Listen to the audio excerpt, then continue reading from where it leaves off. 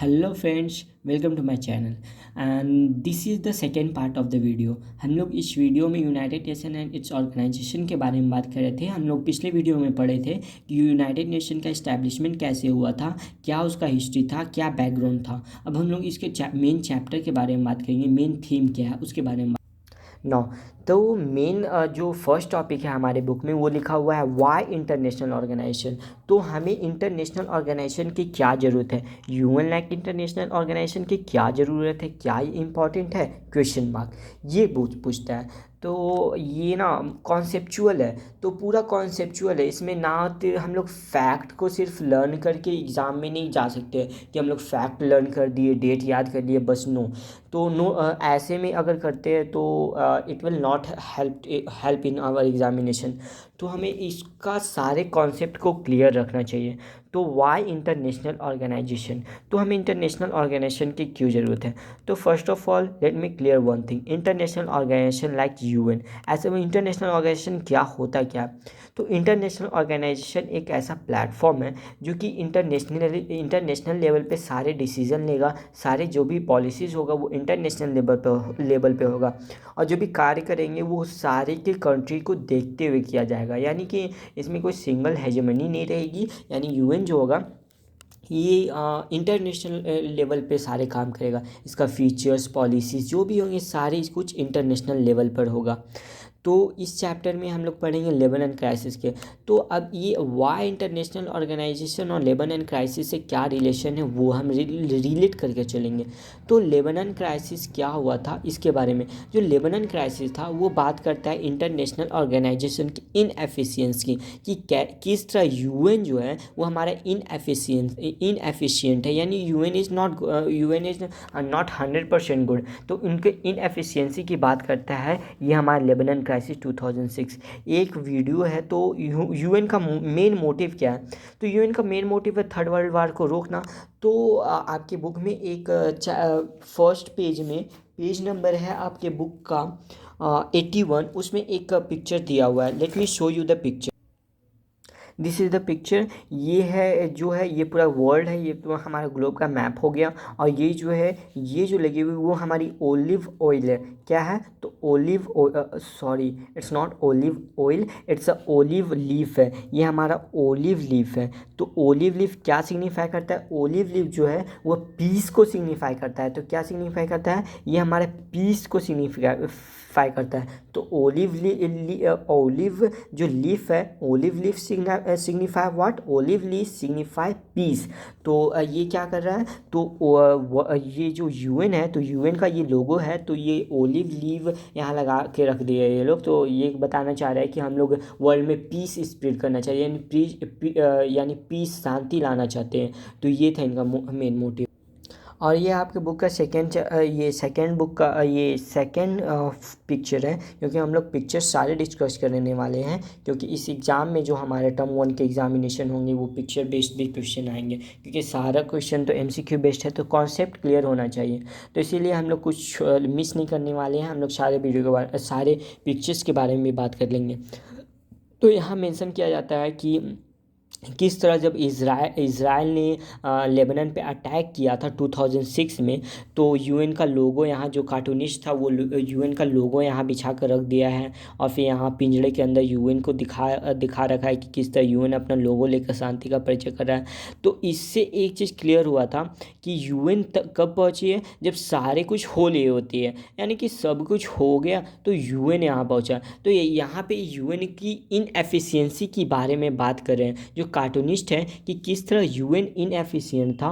और in the presence of UN के होने के बावजूद ये लेबनान क्राइसिस होता है 2006 में। और thousands of citizens, even the citizens यहाँ मारे जाते हैं।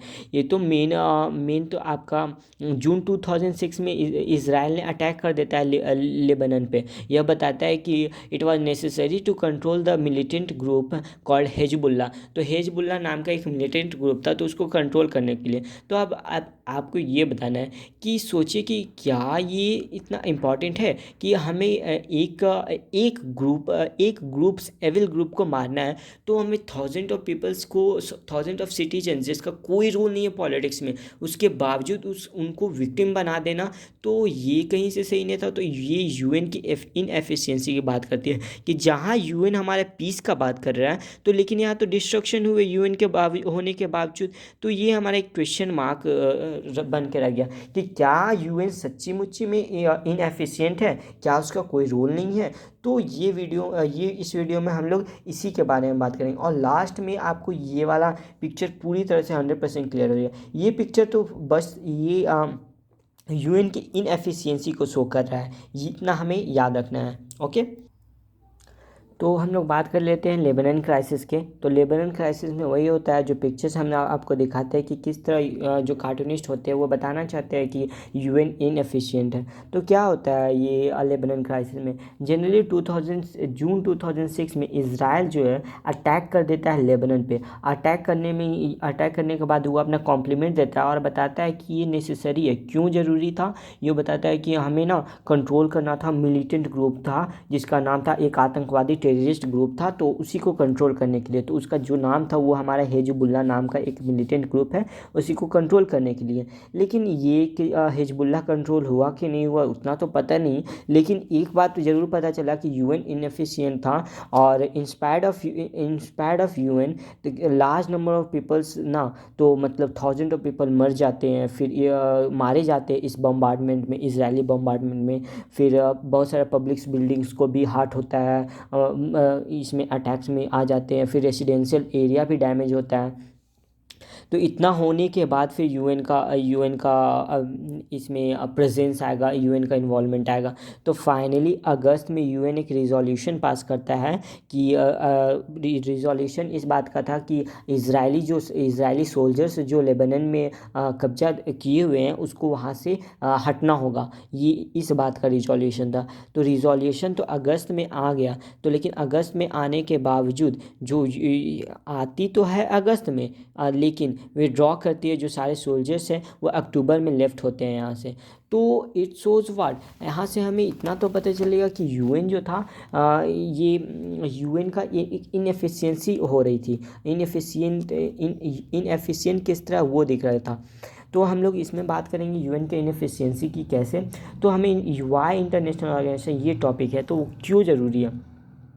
तो जब इंटरनेशनल ऑर्गेनाइजेशन बना था तो लोगों के मन में एक ग्रेट होप था। Great hope for what, humanity for piece and progress. ऐसा होप था कि मतलब एक इंसानियत का दुनिया आएगा जिसमें स्टेबिलिटी होगी, प्रोग्रेस होगा, पीस होगा, नो वार यानी कि कोई वार नहीं होगा, शांति होगी, सारे ह्यूमंस आपस में मिलजुल कर रहेंगे। ऐसा तो ग्रेट होप था। लेकिन ऐसा होता है या नहीं होता है, इसको लेकर दो यहाँ पे कॉम्प्लीमेंट है, वो दो कॉम्प्लीमेंट में हम लोग पढ़ेंगे। तो ये टू इनसाइडर क्या क्या है। पहला तो ये एक डैग हैमर्शफेल्ड, ये डैग हैमर्शफेल्ड जो सेकंड यूएन सेक्रेटरी जनरल होते हैं, इनका नेम आपको याद रखना होगा। तो ये कहते हैं the united nation was not created to take humanity to heaven but to save it from hell.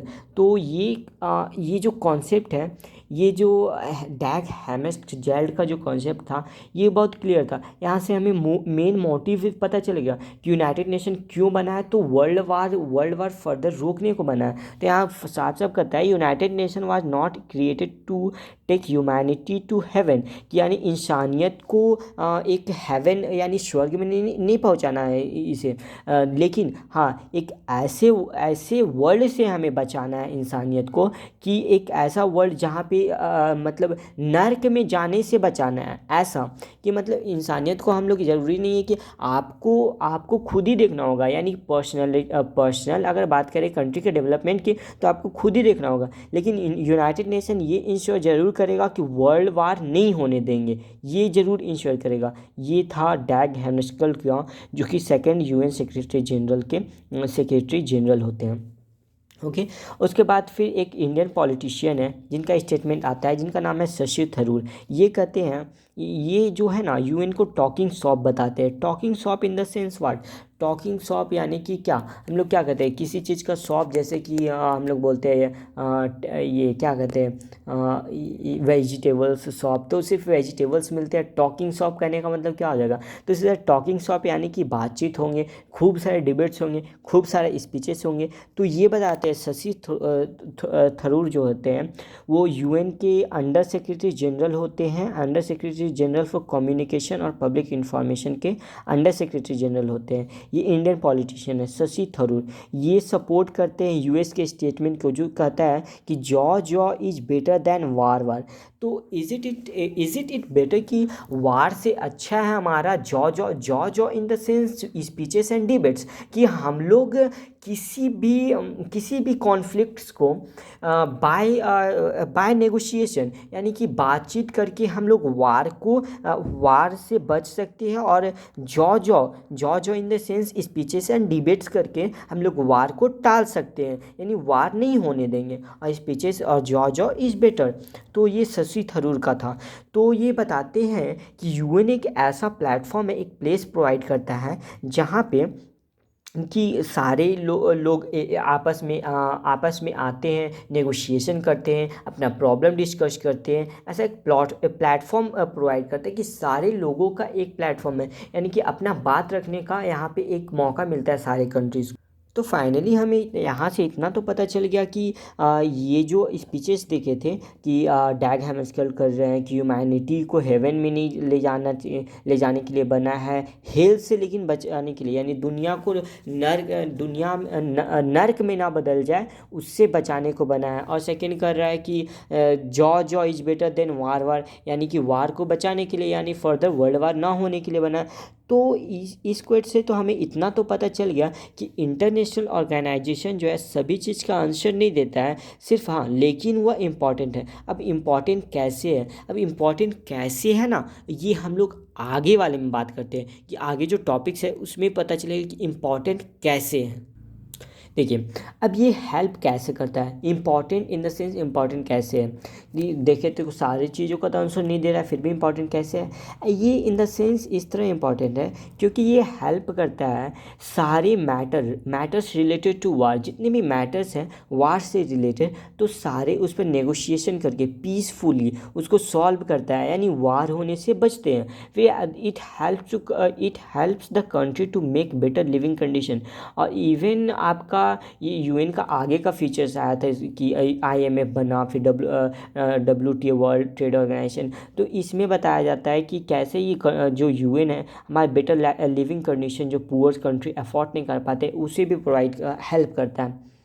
तो जनरली यूएन जो होता है कन्फ्लिक्ट्स को सॉल्व करेगा, पीसफुली सॉल्यूशन देगा, यानी कि वार्स नहीं होने देगा, डॉटफुली नेगोशिएशन कर कर हमारा सारा जो भी कन्फ्लिक्ट्स होगा उसको पीसफुली सॉल्व करेगा विदाउट गोइंग टू वार होने से पहले हमारा क्या करता है यूनाइटेड नेशन। तो इज़ बेटर कि एक प्लेटफॉर्म होगा जहाँ पे हम 10 दिन 15 दिन 20 महीने भर चर्चा करते रहें, लेकिन इस चर्चा में क्या कोई लिविंग कंडीशन को हार्म हुआ, यानी कोई लिविंग बींग्स को हार्म हुआ, पीपल्स तो सेव है ना।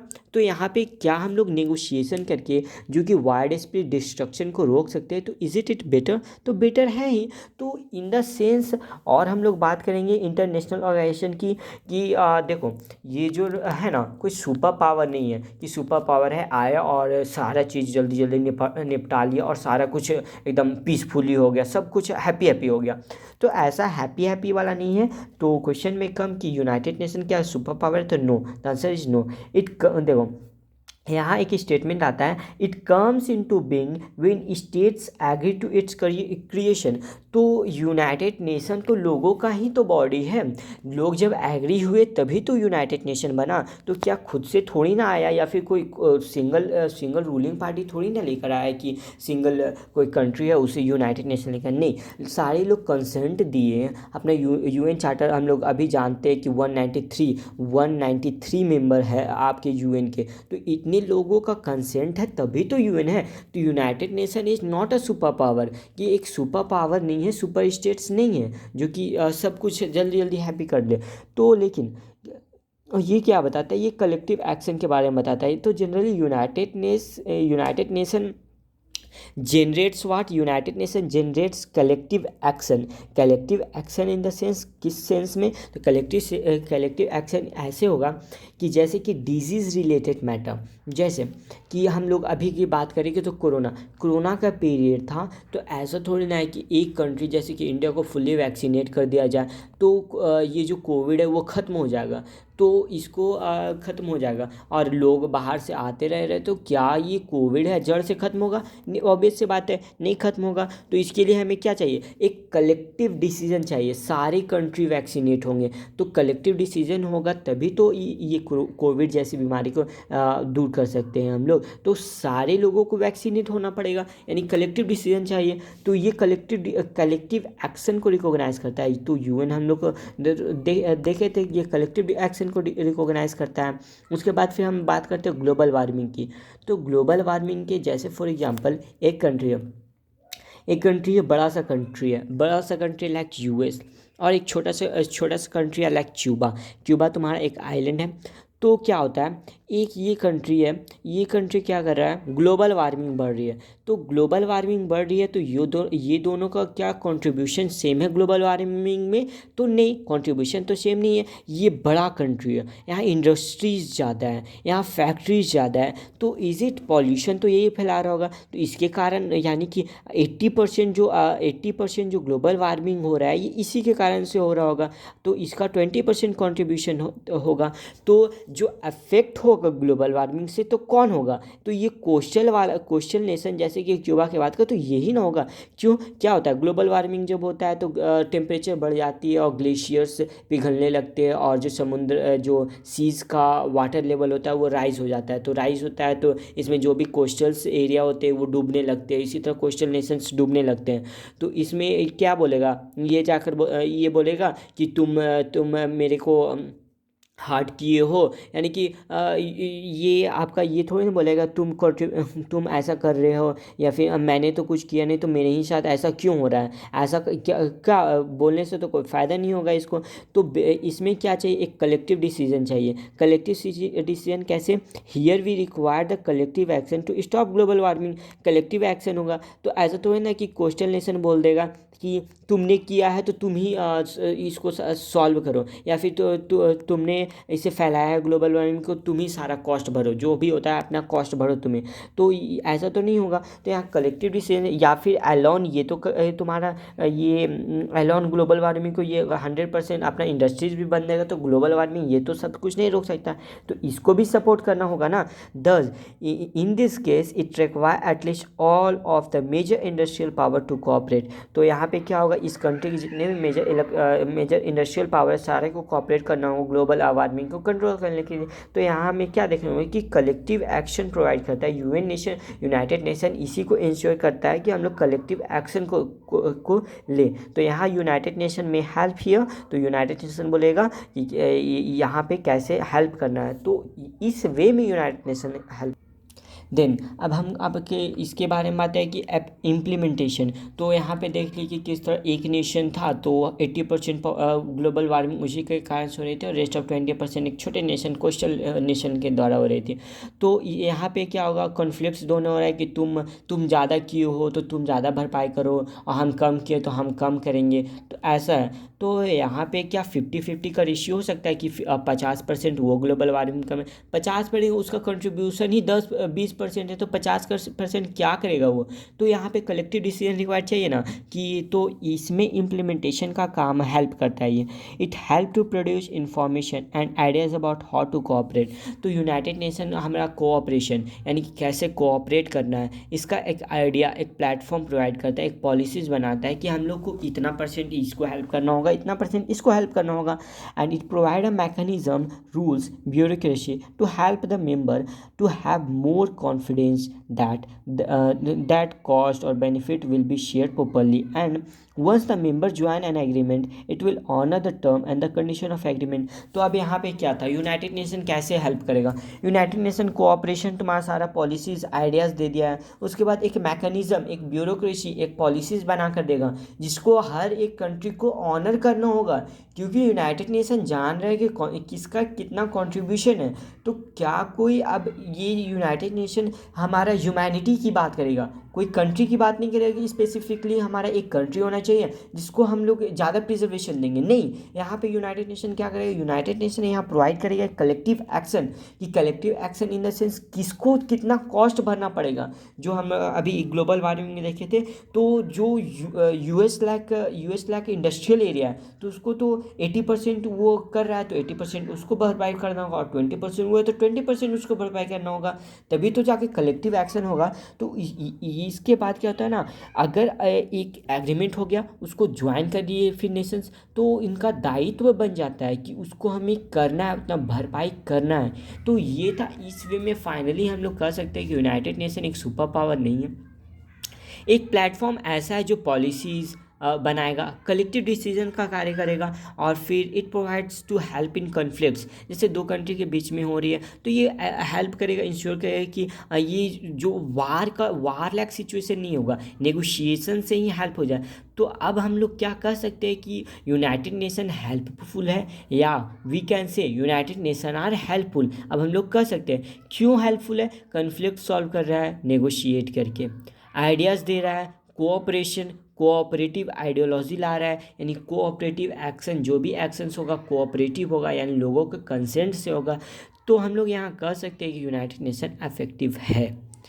तो इसी के साथ ये वीडियो ख़त्म होती है। तो हम लोग, हाँ एक बात और, ये आपके पास दो डेट है। पहला तो डेट ये है कि 24 अक्टूबर 1945, ये वाला डेट आपको याद रखना है। ये वाला डेट है हमारा यूएन डे, जिसमें हम यूएन डे सेलिब्रेट करते हैं, ये इस्टेब्लिशमेंट ऑफ यूएन। और दूसरे डेट है ये 30 अक्टूबर। ये क्योंकि हम लोग फैक्चुअल की बात करें तो सम फैक्चुअल्स क्वेश्चन में कम इन एग्जामिनेशन, तो ये जस्ट 6 डेज आफ्टर, तो इंडिया काफ़ी फास्ट है। हाँ, तो जस्ट 6 डेज आफ्टर 30 अक्टूबर 1945 में इंडिया भी यूएन को ज्वाइन कर लेता है, यूएन चार्टर को साइन करता है और become the member of UN. तो ये दो डेट है, वो आपको रिमेंबर होनी चाहिए। ओके, तो मिलते हैं नेक्स्ट वीडियो में। Bye bye, take care.